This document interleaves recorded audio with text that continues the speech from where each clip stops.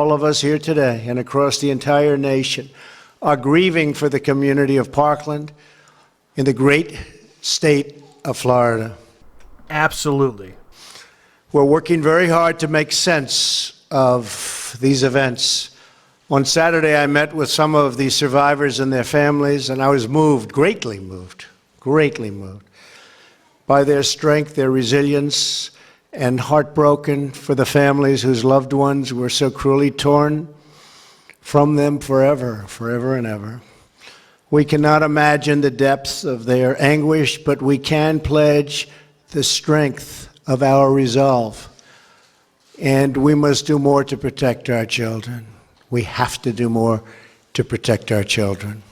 A kind of major factor that people never want to talk about that causes mass shootings is a lack of parenting that's going on in America. Secondly, the other cause of mass shootings is because you disarm everybody.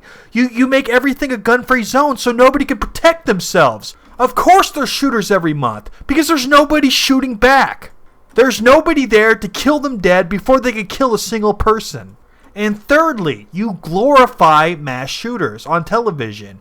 You make them infamous. You shove their names down everybody's throat every time there's a new shooter. As soon as you learn the name, even during the shooting, you guys tell people the name, make them infamous. Then while you're at it, you shove down all the other mass shooters' names down everybody's throat so they remember them too. You make every mass shooter an infamous person. Is it any wonder why we have mass shooters all the time? It's because you're making them infamous like they want. There wouldn't be mass shooters if you didn't make them famous. These are the reasons why there's mass shootings. Bumpfire stocks aren't the reason. As far as I know, bumpfire stocks have only been used in one crime in history. Bumpfire stocks have nothing to do with any of these mass shootings, so banning them isn't going to do anything, you moron. All you're doing is restricting people's rights for no reason. This week, I will be holding a number of discussions with students, local leaders, and law enforcement to develop concrete steps that we can take to secure our schools, safeguard our students, and protect our communities. School safety is a top priority for my administration. That is why, when governors from across the nation visit the White House next week, we will be discussing at great length what the federal and state governments can do to keep our students safe. Get rid of gun-free zones. You're disarming the victim. That's all you're doing. This includes implementing common sense security measures and addressing mental health issues. Yes, you always blame the mentally ill after every mass shooting, but none of these mass shooters have been mentally ill, have they? If so, what mental illness did they have? None. Committing a mass shooting isn't a fucking mental illness. They actually have to have a mental illness to be mentally ill, Trump. What makes a killer is the lack of respect for life. That has nothing to do with mental illness. Are they messed up in the head? Yes, of course, because they don't value human life. But having a lack of morals or twisted morals doesn't mean that you particularly have ADHD, bipolar, or depression. These are the mental illnesses he's talking about. These are the people he wants to confiscate weapons from. Don't they have the right to live and defend their life just like everybody else? No? What the hell? Okay, the following information is from government sources. This is government statistics that you're hearing. Okay, fact. The vast majority of people with mental health problems are no more likely to be violent than anyone else. Did you hear that? The vast majority of people with mental illness are no more likely to be violent than anyone else. Not even a little bit.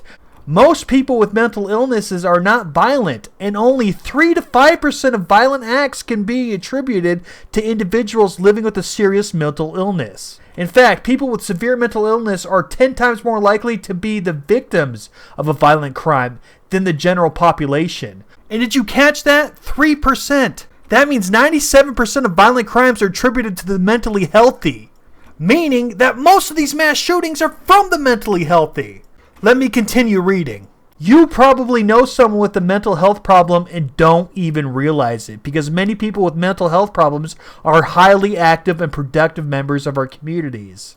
Everybody's got their problems. Everybody's got bipolar or ADHD or something wrong with them. Why should they lose guns? Now, that percentage that I gave you, that 3 to 5%, is violent acts. It's not murder. Not even 0.5% of mentally ill people are murderers. Not even 0.5%. So why should 100% lose guns? That's discriminating against a whole bunch of people and making them lose guns when they have done nothing wrong. If we discriminate against the mentally ill, should we discriminate against black people too? Because that's your logic. Blacks are 5.5 times more likely to kill people more than other races. So whites commit 45% of all homicides. Blacks commit 50%. You may say that's not 5 times more, but you have to factor in population. Blacks are only 16% of the population and whites are 60%. That means blacks commit 5 times more murder. But people say, oh, we shouldn't discriminate against them. How about that's true? How about we discriminate against nobody? You shouldn't lose your guns unless you have a violent history. Period. They shouldn't ban your guns because they're pretty sure you're going to do something based off of discrimination. I just don't want schizophrenics to get guns. You probably know nothing of schizophrenics. There's 6 types of schizophrenics, and they're all completely different diseases, basically. Some of them just are disorganized. They don't hear voices. They don't hallucinate. Others just zone out a lot. Well, you're gonna ban guns from all 6 types, even though no type guaranteed that you'd be a rabid murderer. And why ban guns for people that are simply disorganized? Why ban guns from people that are just zoned out? That's stupid. Am I suggesting that all schizophrenics get guns? No, because some of them are more violent. I'm not gonna lie. Just like some blacks are more violent. Neither group should get guns if they have a violent past. But if they have no violent history, we shouldn't discriminate against them and remove their gun rights. Not even 1% of schizophrenics are murderers, so why should 100% lose gun rights? Schizophrenics are more violent than normal people, so more of them will lose gun rights because they have a violent history. I'm perfectly fine with that, but if they don't have a violent history, I don't think they should lose gun rights. I don't think we should discriminate against people because they have a stupid mental illness or because they happen to be a different race. Screw that. You're supposed to be innocent until proven guilty in this country. Including better coordination between federal and state law enforcement to take swift action when there are warning signs.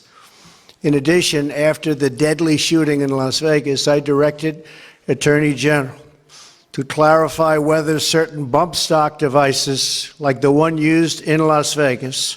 Oh my God, you gotta be kidding me. Bumpfire stocks are the least deadly weapon in the world. They've only been used one time in history to kill people. One time! I don't know why you're gonna up and ban something that's never used in crime. Are illegal under current law. Yeah, in one state, you dishonest piece of crap.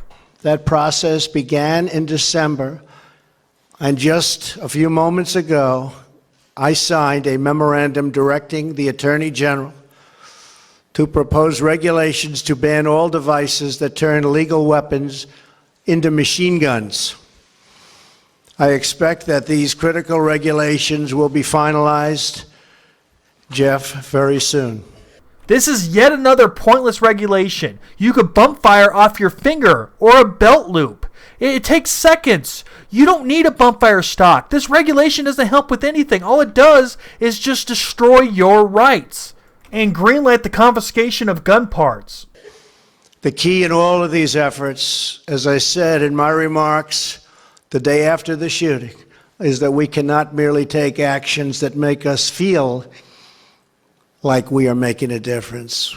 That's exactly what this regulation does. It just makes you feel better. This regulation doesn't change anything. I could still bump fire off my freaking finger. It'll take me 1 second. I could do it with any gun.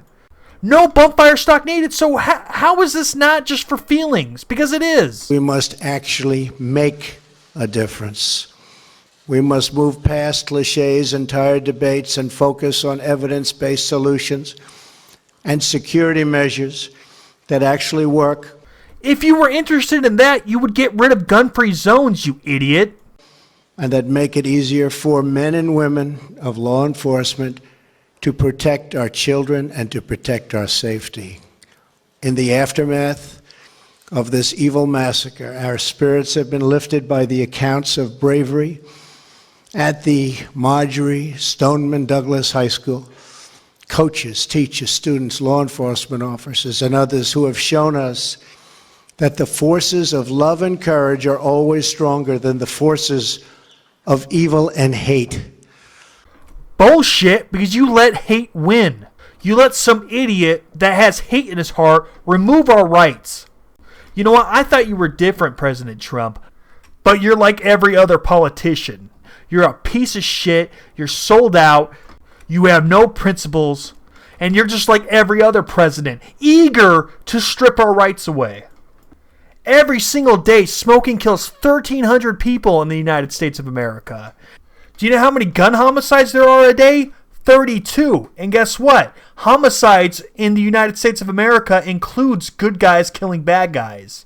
All homicide means is that somebody died with a gun. You cut out the good guys killing bad guys, and you're left with 15 gun murders a day. There is 1,300 deaths a day by smoking, but there's only 15 gun murders a day. The left wing and the president comes out every month and tries to ban guns. If they really cared about deaths, they would be looking at smoking. But you know what? I don't think smoking should be banned either. I don't think either should be banned. I think people should have something called freedom. But I'm just saying their logic is inconsistent. If they really cared about lives, they'd be after smoking.